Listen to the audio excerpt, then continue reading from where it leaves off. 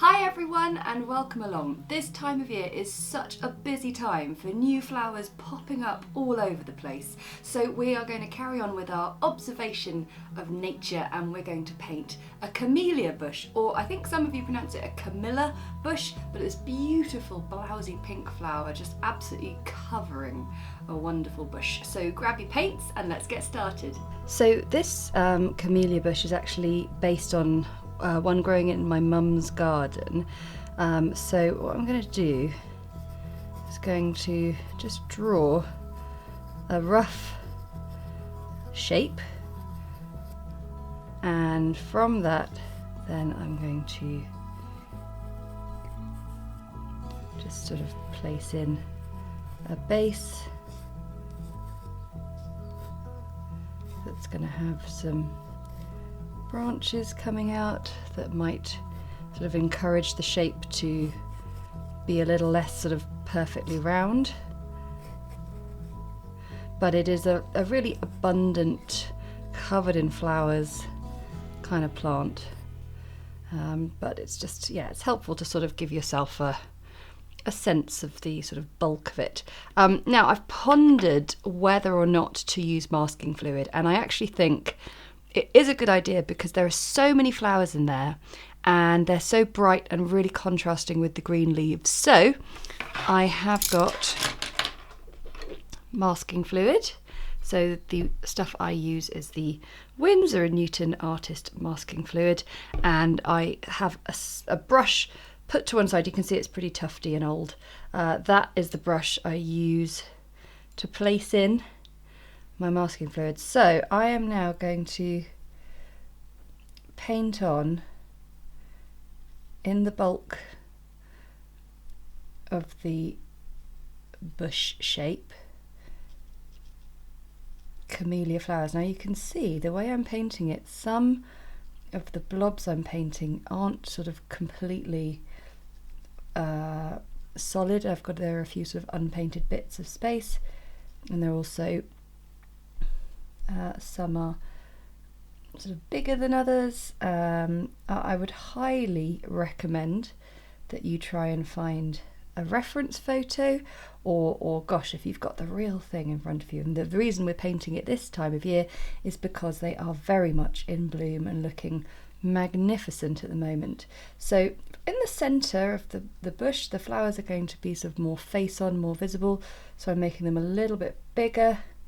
And then towards the side, just making the shape a little bit more sort of narrow, because as if we were going to see just a bit of the flower poking out.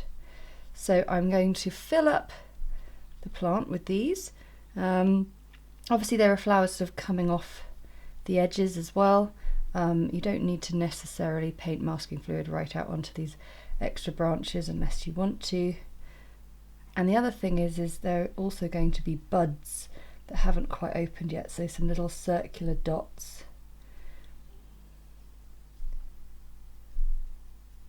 Like that.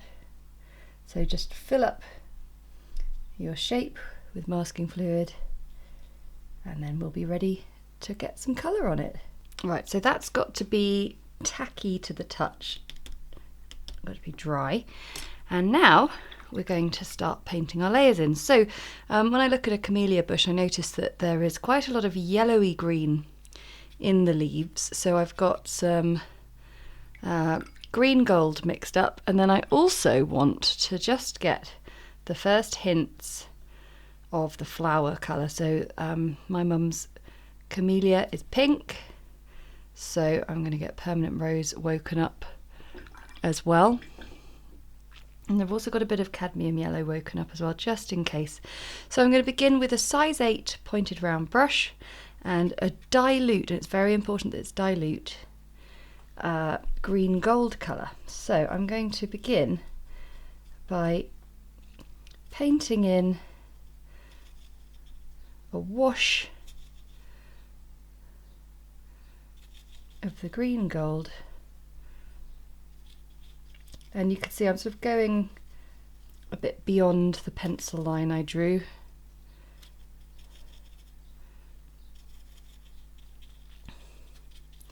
Just being nice and sort sort of quick and a little bit sort of loose and messy with the colour.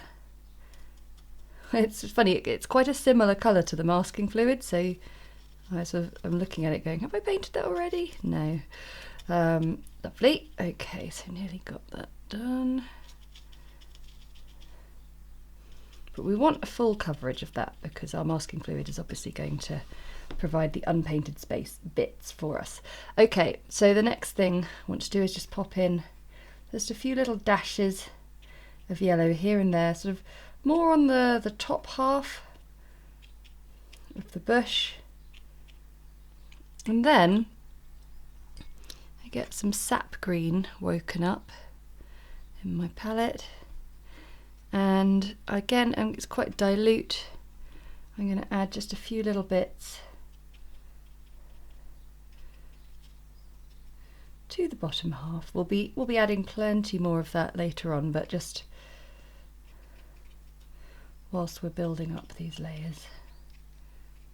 Okay, and now I'm going to get a clean brush and clean water. Oh, beg your pardon, my phone isn't off. Oh dear. I think that's the first time that's happened in 3 years. Right. I get my permanent rose with a size 2 brush. So what I want to do now is I want to dab in a few bits of permanent rose onto this green bush, and we've got to be really careful that we're not sort of disturbing the colour too much. We don't want it to go murky, so I'm just sort of allowing it to settle a little bit as well. I get my permanent rose and let's see, just a very simple little dab. Don't touch it any more than that basic dab. And what's going to happen is this colour will really soften and fade down.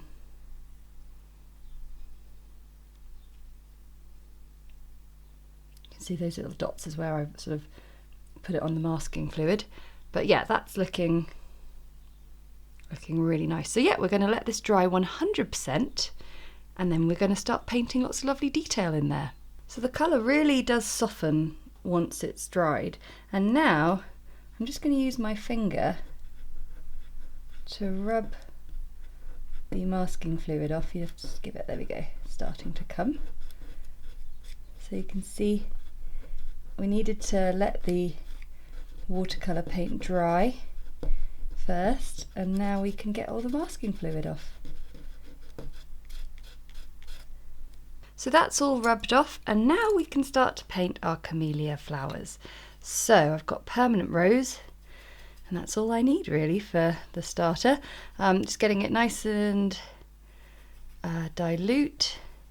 I've got a size 0 brush, and what I'm going to do is I am going to begin by painting in sort of fairly dilute petal shapes, which are just sort of C curves really, using obviously the area where the masking fluid has concealed the flower. I still want them to be fairly dilute at this stage, so I'm just doing these sort of, yeah, like little curves around the outside edge, leaving a little bit of the inside free. So yeah, for these flowers,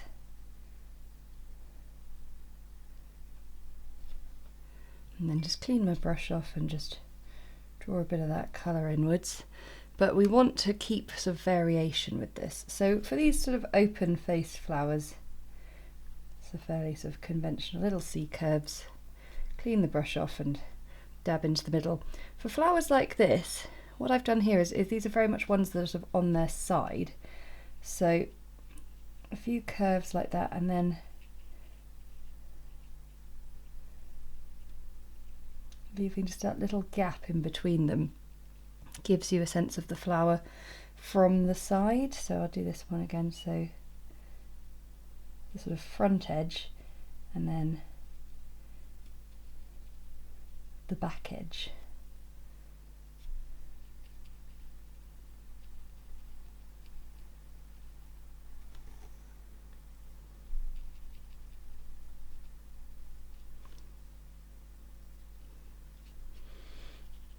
And then there'll be ones that you're just sort of seeing almost the flower sort of side on, or maybe just not that fully visible.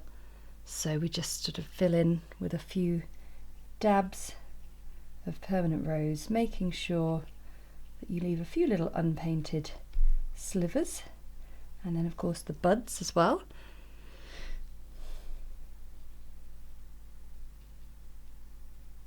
But yeah, have fun with it, and we'll get these all painted and get to the next stage. The next stage is to do the same with leaves. So I'm going to bring in my green tinged water, and I'm going to just mix up a little bit of green gold, and we've got sap green here. Just got the two of them side by side, and I'm going to begin to place in some leaves. Now, the leaf of a camellia bush is a smooth-sided leaf, and what's lovely is we've already got this green colour in the background, so I am now painting in lots of sort of double-sided C-curves, mirrored C-curves, and then just sort of leaving the centre free because there's that lovely colour underneath. But now I'm just taking a little bit of more concentrated sap green and just sending it up the middle, not up the middle, up the sort of the base, and then it's sort of bleeding up the middle a little bit. And we're going to start to place in leaves sort of all around about the place. Now, don't worry about sort of filling the whole thing with leaves. Now we can start to be a little bit more sort of thoughtful of like how the plant is growing and things. So that's why we do actually have these pencil lines in. It's very helpful. So what I'm going to do is I'm going to sort of start from the end here where they're sort of growing out. So they grow sort of up and down a branch either side. Let's pop in a little bit of green. So these smaller leaves can just be done with a single brush stroke, and then as we go down into the bush we might come across some flowers and things, or some buds. So my leaves will just start to sort of be dictated slightly by where they might meet a flower.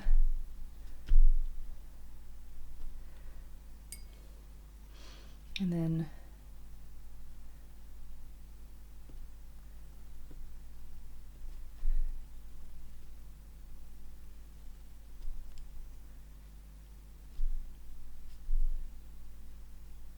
so that's also helping just define the flower really nicely. And then I'll sort of continue downwards, and then we meet another flower, so another leaf there. And then of course there are going to be times where we see a bit of branch,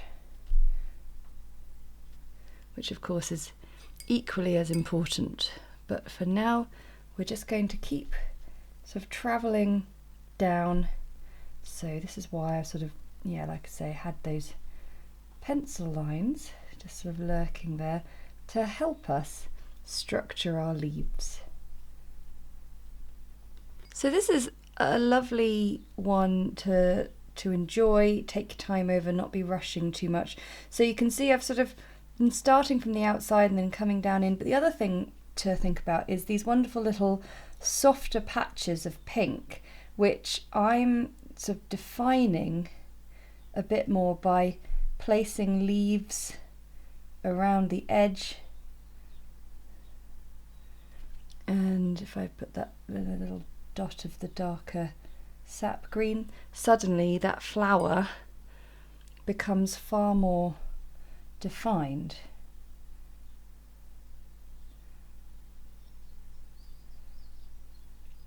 So this is very much something to enjoy the process of. Take your time over and just think about, well, also if you do have the real thing in front of you, you'll really be able to pick out some real little examples of where it sort of undulates and little surprising points where the leaves sort of angle in and out. But yeah, I'm just continuing on, and if you don't have an extra sort of, if you've done all your pencil branches that have spurted out, then why not start on the edge of one of the more defined flowers? And the beauty of having that pale wash in behind is it will sort of do the job of making up part of the edge, so you don't have to be painting in every single painting in leaves to cover every single sort of edge of the plant. So yeah, just keep going with those little bits of the darker green on the lighter green washes, and soon enough you'll realise you've filled in most of the space. So I've had a really nice sort of 10-15 minutes just painting in those leaves, enjoying the process, and now you can see there's still quite a few little gaps, but now we need to bring in a bit of the trunk and the branches. So I've got some burnt sienna Payne's grey mixed up here, and actually I'm going to get a bit more burnt sienna in there. I want to make it more on the brown side of things, and I'm going to use my size 2/10 brush and just sort of begin by establishing the sort of trunk there. And so that's quite a dilute amount of colour. And what I'm going to do now is I'm going to use my brush to travel up through and just find little areas to paint in a few wooden branches. It's funny saying wooden as if they were sort of bits of furniture, and we might still have a few extra branches appearing, and it just helps sort of, when you've just got so much going on in a piece, it's important to sort of pause every now and then and be able to sort of look at it almost from a different angle. So I think I'll sort of turn that into a bit of a woody bit, sort of mentally travelling up.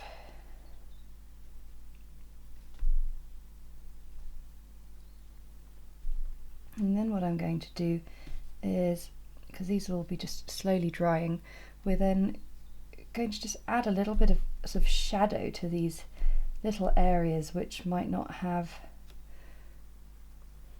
such a thick presence of leaves, that we can actually sort of see into the bush a little bit.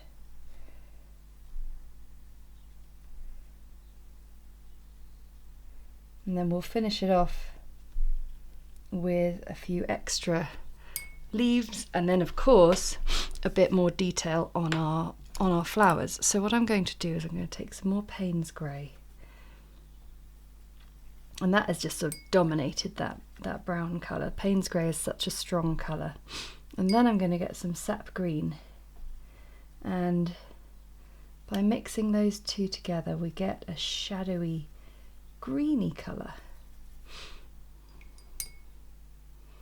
But we still want to make it quite dilute. It's still going to be very dark even though it is dilute. And with my size 2 brush, I'm just going to carefully paint in a few little areas of darkness that I can see, and then I'm going to take some much stronger Payne's grey and just dot a little bit more of that colour in there. So this is a, you know, it's a moment where you might feel like, oh, I don't want to ruin it. You're not going to ruin it. You're going to give it just a little bit more depth and interest. We're just being really careful with not putting too much in. But it is important for these pieces to have light and shade and to seem more three-dimensional. You know, at the end of the day, it is watercolour as well, so the things always dry just that little bit lighter. So you can see I'm not going in too dark on the flowers. I'm going around the flowers in these little areas.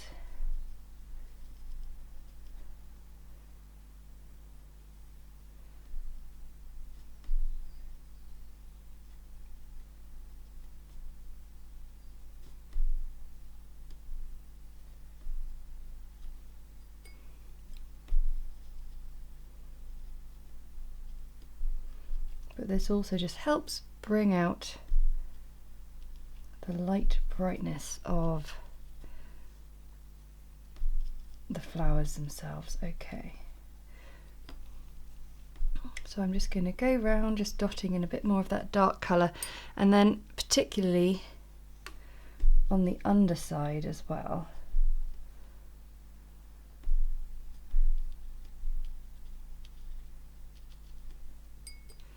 Because of course the sun is a lot less likely to find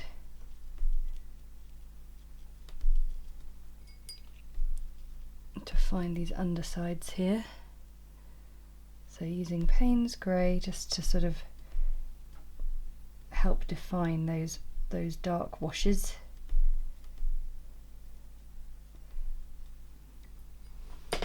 And you can see just by doing that on the, especially on the underside there,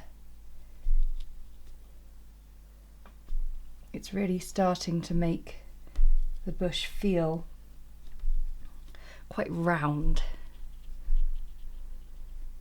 Right, if you're still with me, well done, we're nearly there. So, permanent rose now, and we're now going to start painting in a bit more detail on our flowers. So what I'm going to do with my smallest brush is I'm going to start from the middle and start to create a bit more detail on these flowers. They've got so many petals, they're amazing. So what I'm doing is I'm using just a bit more concentrated permanent rose, starting in the middle, just with little sort of wobbly curves, focusing on sort of painting the underside, the sort of bottom half of the flower, because of course the sun will hit the top, but we're going to see more sort of shade on the bottom half. It's a little bit like how I teach rose painting, just using these curves. And what's cool now is these areas that were just sort of blobs of wet on wet pink now are much more defined on the page as actual camellia flowers. And so then we've got ones that we can just see the half of, so we might just add a little bit more, or ones here where this flower sort of drooping down. What I'm going to do is I'm going to sort of paint like I'm painting the inside of it. So we've got the top there, and I'm just sort of getting in and creating a sort of an inside to the flower. This is my favourite bit, I think, just getting all the detail. And adding that stronger colour just helps if you have sort of gotten to a point where adding your shadow sort of got a bit too layered over some of the flowers. You can bring those flowers back in to focus, especially those little buds. You could always add a few as well, couldn't you?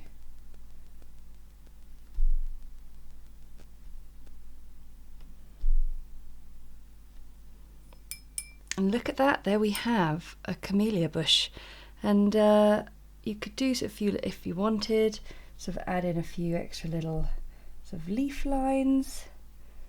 But to be honest, there's so much going on that I just think it's lovely as it is.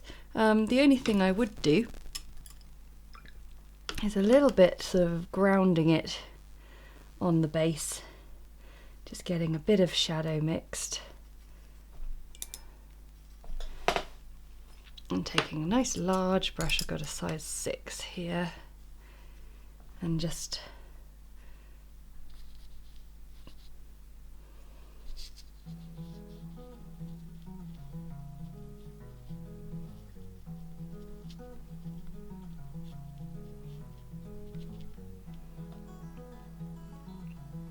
give it a little bit extra underneath. And then I would get just a little bit more concentrated dark colour and add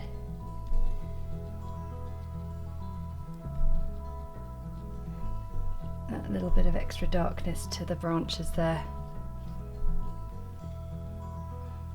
And there we have a lovely seasonal camellia bush, and that is dedicated to my mum and my stepdad Kevin for their amazing gardening abilities that have allowed me to paint something that I know and love very much. Thanks so much for watching. I really hope you enjoyed that one. I want to say a huge thank you to my patrons for their support, because that support enables us to keep creating videos like these that everyone can enjoy. And if you enjoyed it, then hit the like button and comment below to let me know how you got on with that one. And of course, if you never want to miss another video, hit the subscribe button and the little notification bell, and we'll see you again next time. Bye!